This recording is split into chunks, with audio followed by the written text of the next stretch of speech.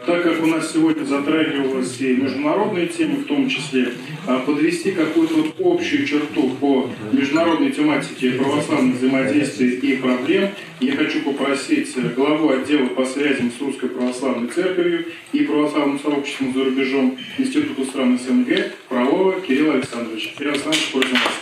Дорогие братья и сестры, мы собрались в то особенное время, когда тюркская миссия, миссия среди тюркских народов России и не только России, особенно важна, потому что сегодня в семье поместных православных церквей происходит момент истины. Я бы воздержался от именования его расколом. Это откол от православия негодных членов, впадающих в ересь. Я имею в виду Константинопольский патриархат.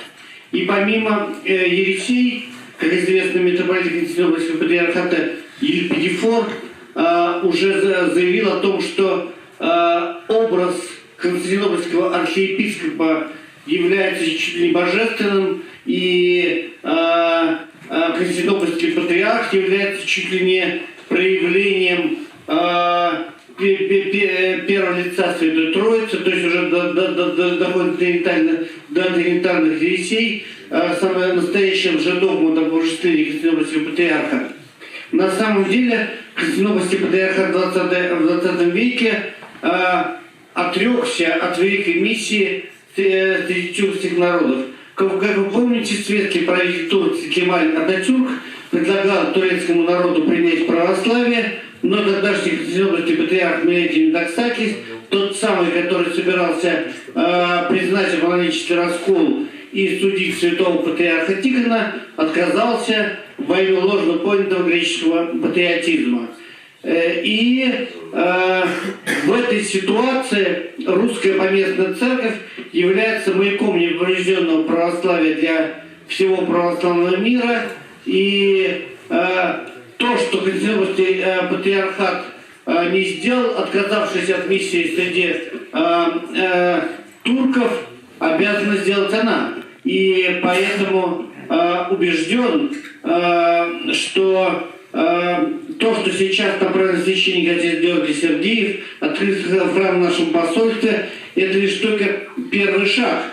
Тем более, что сейчас реализуются слова тех прошлых, настоящих константинопольских православных патриархов, которые говорили, что лучше султан, чем Запад. Потому что Запад и католицизм, который принадлежит патриарх Григорий Мамма, является собой духовную угрозу нашим народам. И поэтому сейчас, так сказать, с неосултаном Реджепом Тайипом Эрдоганом у нашей страны складываются очень интересные взаимоотношения.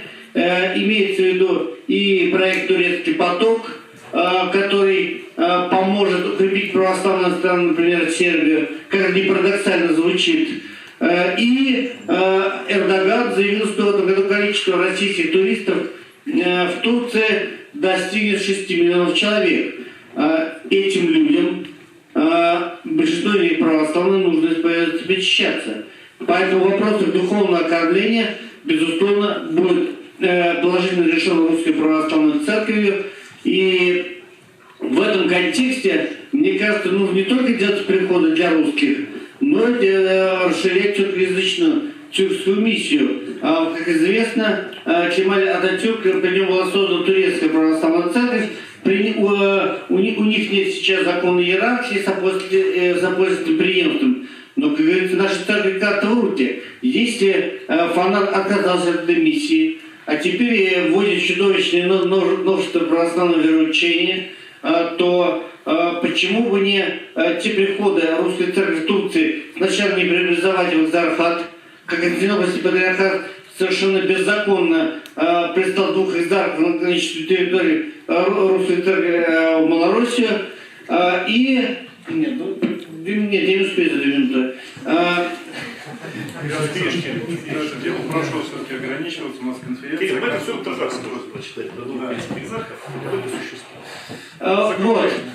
И в этой ситуации роль татарской православной общины в России огромна.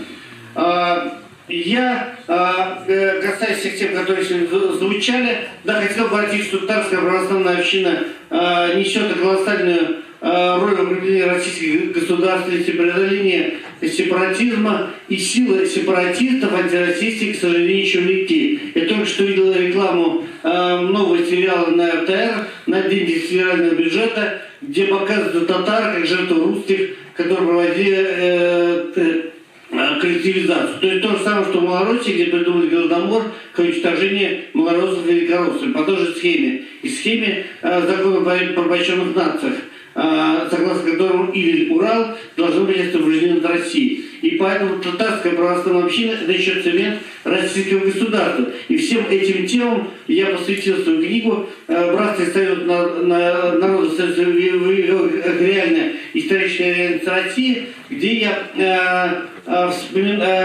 прохожусь по истории Болга, Авраама Болгарского, по истории крещения Орды, великим сторонником, которого был святой благоверный князь Александр Невский, и его духовник, коренной галичанин Западной России, митрополит Кирилл III, и его продолжатель, тоже малорос Северской Руси, святитель Руси, митрополит Московский, который не вылезал за Орды ради ее крещения. И провожу, каким должен быть православный Бог. Я специально говорю в этой книге, что является принципиальным сторонником святейшего патриарха Кирилла и церковной иерархии Русской Православной Церкви. И где епископ, там и церковь. И так говорил и новый быть не может. И поскольку мне сейчас, без всяких искажений и отклонений, в той ситуации, которая есть, обеспечить настоящее православное развитие Булгарии, благословение местного архиерея, владыки Пармена, в первую очередь благословение святейшего патриарха Кирилла. И действительно наследие Авраама Болгарского настолько огромно, наследие крещения Орды велико, что в Болгарии должен быть владыка Пармен, в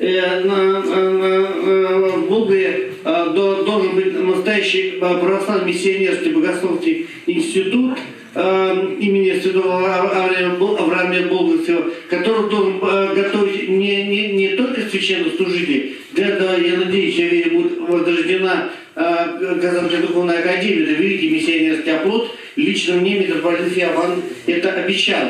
А богословский институт Авраама Болгарского, потому что Авраамий был из купцов, должен готовить кадры православных мирян, политической и экономической элиты. И если уж там построили шикарную исламскую академию Розового Туфа, то и огромный собор